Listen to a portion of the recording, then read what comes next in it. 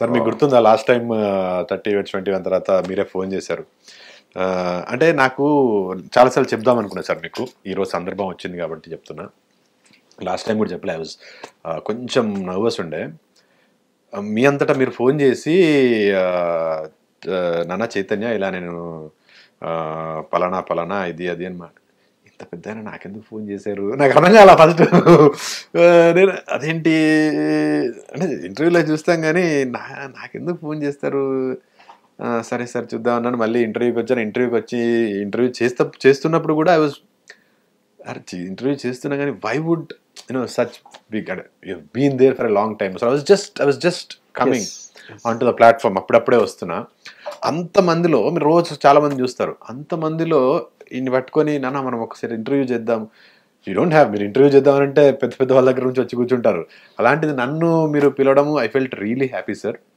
More than happy, I felt very privileged and అదొక responsibility లాగా తీసుకున్నా సార్ నేను.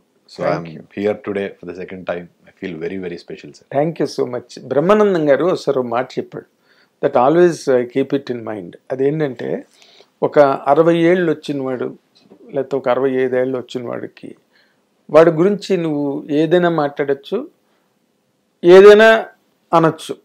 ఎందుకంటే ఆల్రెడీ నీకు తెలుసు ఆ వ్యక్తి ఏంటో. 65 ఏళ్ళు. బట్ 30 years అరౌండ్లో ఉన్నవాడితో మాత్రం జాగ్రత్తగా ఉండమని చెప్పాడు ఒకసారి. ఎందుకంటే యూ డు నాట్ నో రేపు ఫ్యూచర్లో వాడు ఏమవుతాడో మనం ఇప్పుడు ఊహించలేం.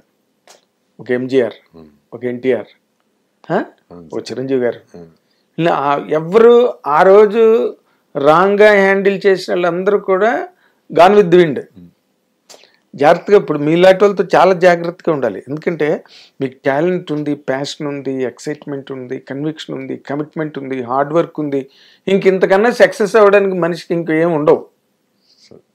చిన్న టైం కూడా కలిసి రావాలి సార్. టైము ఎప్పుడు కూడా అదే, ఎవరైతే ఎక్కువ కష్టపడతారో వాళ్ళని టైం కూడా వరిస్తుందని సామెత ఉన్నది. సో ఎక్కడో అక్కడ నీకు ఇప్పుడు తగిలేసింది.